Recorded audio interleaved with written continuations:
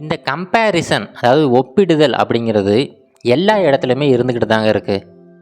நம்ம ஸ்கூல் படிக்கும்போதும் சரி, நம்ம பெரிய ஆள் ஆனதுக்கப்புறம் சரி, எல்லா இடத்துலையுமே அந்த கம்பேரிசன் இருந்துக்கிட்டே தான் இருக்கும்.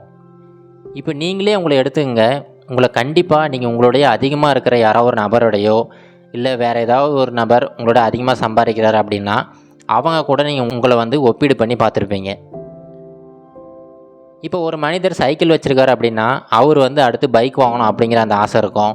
ஒருத்தர் பைக் வச்சுருக்காரு அப்படின்னா அவர் கார் வச்சுருக்கிற மனிதரை பார்த்துட்டு நாமளும் கார் வாங்கணும் அப்படிங்கிற ஆசைப்படுவார். அப்படியே இந்த ஆசைகள் அதிகரிச்சுக்கிட்டே தான் போகும். இப்படி நம்ம எல்லாரு கூடயும் கம்பேர் பண்ணிக்கிட்டே இருந்தோம்னா நம்ம வாழ்க்கையில் நிம்மதி அப்படிங்கிறது சுத்தமாக போயிடுங்க. இந்த கம்பேரிசன் இதுலேருந்து வெளியில் வர்றதுக்கு ஒரு சின்ன கதை ஒன்று பார்ப்போம். முன்னொரு காலத்தில் ஒரு ஊரில் ஒரு மனிதர் ஒருத்தர் வாழ்ந்துக்கிட்டு வந்தார். அந்த மனிதரோட பிரதான தொழில் என்னென்னு பார்த்தீங்கன்னா, அந்த ஊர்லேயே ஒரு பெரிய கல் ஒன்று இருந்துச்சு. அந்த கல் பார்த்திங்கன்னா ரொம்ப பெரிய ஒரு மலை மாதிரி இருக்கும்.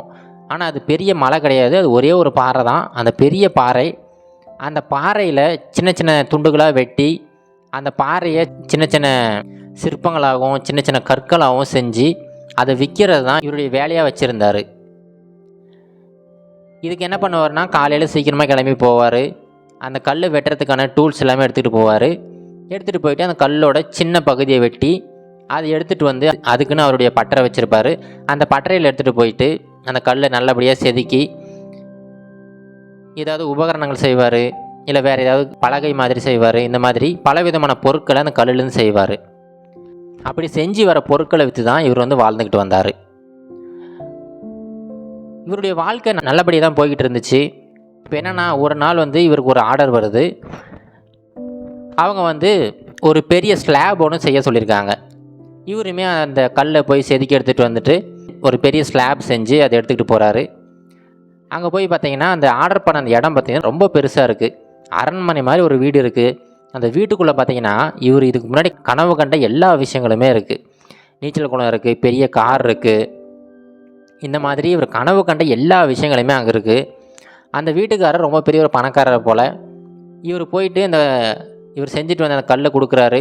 கொடுத்த உடனே இவர் கேட்ட தொகையோட அதிகமான தொகையவே கொடுத்து அனுப்புகிறாரு. இப்போ அடுத்த நாள்லேருந்து என்னாச்சுன்னா, இவரால் சரியாக வேலையே செய்ய முடியல. எப்போவுமே அந்த பணக்காரர் இருக்கார் பார்த்தீங்களா, அவருடைய வீட்டு ஞாபகமாகவே இருக்குது.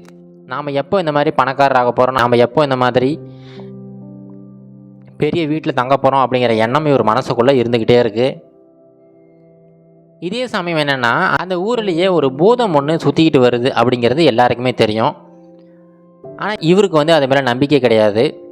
அந்த பூதம் பார்த்திங்கன்னா யாராவது ஒருத்தர் ஏதாவது ஒரு ஆசைப்பட்டாங்கன்னா அவங்களுக்கே தெரியாமல் அந்த ஆசையை வந்து நிறைவேற்றி வச்சிருவான். இது வந்து காது வழியே இவர் பல முறை கேட்டிருக்காரு. ஆனால் இவருக்கு அதை கொஞ்சம் கூட நம்பிக்கையே கிடையாது.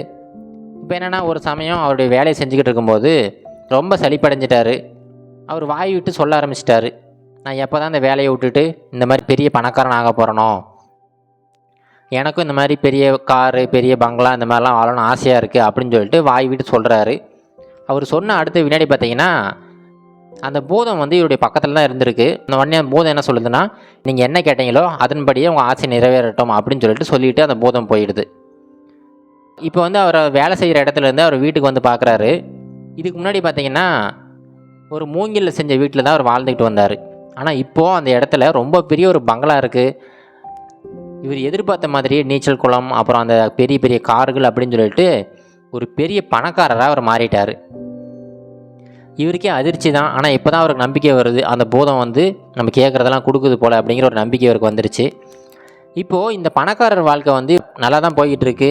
அதுவுமே ஒரு சில மாதங்கள் நல்லா போய்கிட்டு இருக்கு. அப்படி நல்லா போய்கிட்டு இருக்கும்போது என்னாச்சுன்னா, இவர் அந்த தெருவில் ஒரு இளவரசரை போகிறத பார்க்குறாரு. அந்த இளவரசருக்கு அவ்வளோ மரியாதை, எல்லா மக்களுமே அவரை வணங்குறாங்க.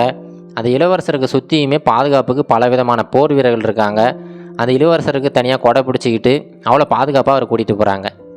அதை பார்த்த உடனே இவருக்கு வந்து இவருடைய அந்த பணக்கார வாழ்க்கை வந்து சலிச்சு போயிடுச்சு. நானும் இந்த மாதிரி ஒரு பெரிய இளவரசனாக இருந்தால் நல்லா இருக்குமே அப்படின்னு சொல்லிட்டு அவர் சொல்கிறாரு. அவர் சொல்லும்போது அதே மாதிரி இந்த பூதம் வந்து நீங்கள் நினச்சபடியே இளவரசர் ஆவீங்க அப்படின்னு சொல்லிட்டு போயிடுது. இப்போ அடுத்த வினாடி இவர் வந்து அந்த நாட்டுக்கு இளவரசர் ஆகிடுறாரு. அவர் எதிர்பார்த்தது போலயே அவருக்கான மரியாதையாகட்டும், அவருக்கான பாதுகாப்பாகட்டும் எல்லாமே கிடைக்கிது. அதுவுமே ஒரு சில மாதங்கள் நல்லா தான் போய்கிட்டு இருக்கு. இப்போ என்னென்னா, ஒரு சமயம் அவர் வந்து நகர்வலம் போகிறதுக்காக வெளியில் போகிறாரு. போகும்போது அவருக்கு கொடை பிடிச்சிக்கிட்டு ஒரு மனிதர் கூடயே தான் வராரு. ஆனாலுமே இந்த சூரிய கதிர்கள் அவர் முகத்துக்கே படுது. முகத்துக்கு பட்டு அவர் முகமே பார்த்திங்கன்னா அப்படியே ஒரு மாதிரி கருப்பாயிடுச்சு. இதை பார்த்த உடனே இவருக்கு என்ன தோணுதுன்னா, இப்போ இந்த இளவரசரோட அந்த சூரியன் தான் ரொம்ப பவர்ஃபுல்லாக இருப்பார் போலையே. ஏன்னா சூரியனோட கதிர்கள் வந்து என் உடம்புல பட்டு என் உடம்பே வந்து கருகிடுச்சு. அப்போ சூரியன் தான் இந்த உலகத்தில் இருக்க எல்லாத்தையுமே கட்டுப்படுத்துது. பேசாமல் நான் வந்து ஒரு சூரியனாக இருந்திருக்கலாம் அப்படின்னு சொல்லிட்டு ஆசைப்பட்றாரு. அவர் இந்த ஆசையை சொன்ன உடனே அப்போவும் மறுபடியும் அந்த பூதம் வந்துட்டு, நீங்கள் சொன்னது போலயே நீங்கள் சூரியனாக மாறிடுவீங்க அப்படின்னு சொல்லிட்டு அந்த பூதம் போயிடுது. இப்போ என்னென்னா, இந்த சூரிய குடும்பத்தில் இவரும் ஒரு சூரியனாக மாறிடுறாரு. இப்போ அந்த பூமியில் இருக்கிற எல்லா பொருட்களுக்குமே இவர் தான் சூரிய கதிர்களை வீசிக்கிட்டு இருக்காரு. இப்போ இவருடைய பவரை காட்டணும் அப்படிங்கிறதுக்காக எல்லாத்தையும் சுட்டு எரிக்கிறாரு. மக்களாகட்டும், அங்கே இருக்கிற மிருகங்களாகட்டும், அங்கே இருக்கிற தாவரங்களாகட்டும் எல்லாத்தையுமே சுட்டு எரிக்கிறாரு. அவ்வளோ பவர்ஃபுல்லாக இருக்கிறது இவருக்கு ரொம்ப பிடிச்சி போயிடுச்சு. இப்போ என்னென்னா, அவ்வளோ பவராக இருக்கார். ஆனாலுமே ஒரு சமயம் என்னாச்சுன்னா, இந்த மேகங்கள்லாம் அப்படியே இவர் வந்து மூடிடுச்சு. மேகங்கள் இவரை மூடின உடனே பூமியில் அவருடைய சூரிய கதிர்கள் படவே முடியலை. இப்போ இவருக்கு என்ன தோணுதுன்னா, அப்போ சூரியனை விட இந்த மேகங்கள் தான் ரொம்ப சக்தி வாய்ந்தது போலயே, பேசாமல் நான் அந்த மேகங்களாக மாறி இருக்கலாமே அப்படின்னு சொல்லிட்டு ஆசைப்பட்றாரு. இவருடைய ஆசையுமே அந்த பூதம் வந்து நிறைவேற்றி வச்சிருது. இப்போ இவர் வந்து இந்த மலை மேகங்களாக மாறிட்டார். இப்போ இவருக்கு என்ன தோணுதுன்னா, நான் தான் இப்போ இருக்கிறதுலே ரொம்ப சக்தி வாய்ந்தவன் அப்படிங்கிற அந்த எண்ணத்தோட அங்கே இருக்கிற எல்லாத்தையுமே அதிகப்படியான மழை பெஞ்சு எல்லாருமே வதச்சிக்கிட்டு இருக்காரு. இப்போ என்னென்னா, அங்கே இருக்கிற எல்லாமே வெள்ளைக்காடாக மாறிடுச்சு. மக்கள் எல்லாம் தத்தளிச்சிக்கிட்டு இருக்காங்க. இவர் வந்து மகிழ்ச்சியாக இருக்கார். நான் தான் ரொம்ப சக்தி வாய்ந்தவன் அப்படிங்கிற மகிழ்ச்சியில் இருக்கார். இந்த சமயத்தில் என்னென்னா, எல்லாமே வெள்ளைக்காடாக இருக்குது. ஆனால் ஒரு இடத்துல மட்டும் அந்த பெரிய பாறை இருக்குது பார்த்தீங்களா, இந்த கதையோட ஸ்டார்டிங்கில் சொன்னோம் பார்த்தீங்களா, ஒரு பாறை. அந்த பாறை மட்டும் ஒரே ஒரு இஞ்சி கூட நகராமல் இந்த வெள்ளத்தையுமே தாண்டி ரொம்ப உயரமாக கம்பீரமாக நின்றுக்கிட்டு இருக்கு. அதை பார்த்த உடனே இவருக்கு தோணுது, அப்போ இந்த மேகத்தோட அந்த பாறை தான் ரொம்ப பவர்ஃபுல் போலையே, பேசாமல் நான் அந்த பாறையாக இருந்திருக்கலாம் அப்படின்னு சொல்லிட்டு ஆசைப்பட்றாரு. அந்த ஆசையுமே அந்த பூதம் வந்து நிறைவேற்றி வச்சிருது. இப்போ என்னென்னா, முதல்ல அந்த கதையில் சொன்ன பார்த்தீங்களா, அந்த பாறையவே மாறிடுறாரு. அந்த பாறையை மாறிட்ட உடனே இவருக்கு பெரிய கர்வமே வந்துடுது. ஏன்னா இருக்கிறதுலே நான் தான் ரொம்ப பவர்ஃபுல், அங்கே இருக்கிற எல்லாத்தோட நான் ரொம்ப உயரமாக இருக்கேன், யாராலையுமே என்னை வந்து அசைக்க முடியாது, எந்த இயற்கையாகட்டும் சூரிய ஒளியாகட்டும் யாராலையுமே என்னை வந்து அசைக்க கூட முடியாது அப்படிங்கிற கர்வத்தில் நின்றுக்கிட்டு இருக்காரு. இப்படியே ஒரு சில நாட்கள் போய்கிட்டு இருக்கு. இப்போ என்னென்னா, இவ்வளோ கர்வமாக கம்பீரமாக நின்றுக்கிட்டு இருந்த பாறையை யாரோ ஒருத்தர் வெட்டிக்கிட்டு இருக்காரு. யாருப்பா அது அப்படின்னு சொல்லிட்டு குனிஞ்சு பார்த்தா, முன்னாடி இவர் ஒரு வேலை செஞ்சுக்கிட்டு இருந்தார் பார்த்தீங்களா, இந்த கற்களெல்லாம் செதுக்கி எடுத்துகிட்டு போயிட்டு அதெல்லாம் பொருள் செய்கிறது, அதே வேலை செய்கிற இன்னொரு மனிதர் இவ்வளோ பெரிய பாறையை ரொம்ப அசால்ட்டாக அந்த டூல்ஸ் எல்லாம் வச்சு வெட்டி எடுத்துக்கிட்டு இருக்காரு. இதை பார்த்த உடனே இவருக்கு தோணுது, அப்போ இருக்கிறதுலே பவர்ஃபுல்லான மனிதர் அந்த கல்லை வெட்டுற அந்த மனிதர் தான், பேசாமல் நான் அந்த கல் வெட்டுற மனிதராகவே இருந்துடுறேன் அப்படின்னு சொல்லிட்டு ஆசைப்பட்றாரு. இப்போ அந்த பூதமே இவரை பழையபடி மாற்றி விட்டுருச்சு. இவர் மறுபடியும் அதே அந்த கல்லை செதுக்கிற அந்த வேலையை செஞ்சுக்கிட்டு இருக்காரு. இப்போ எங்கே ஆரம்பித்தாரோ அதே இடத்துக்கு மறுபடியும் வந்துட்டார். ஆனால் இந்த சமயம் அவர் முன்னாடி இருந்த அந்த ஆசைகள் எல்லாத்தையுமே துறந்துட்டு, இப்போ நான் தான் பவர்ஃபுல்லான மனிதர் அப்படிங்கிற நம்பிக்கையில் அவருடைய வேலையை ரொம்ப மகிழ்ச்சியாக செஞ்சுக்கிட்டு இருக்கார். இப்போ இந்த கதையில் வர இந்த கல்லை செதுக்கிற மனிதர் போல தாங்க நம்ம வாழ்க்கையிலையும் நம்ம வந்து பலவிதமான ஆசைகள் இருந்துக்கிட்டே தான் இருக்கும். ஒருத்தரை விட இன்னொருத்தர் ரொம்ப பவர்ஃபுல்லாக இருந்துக்கிட்டே தான் இருப்பாங்க.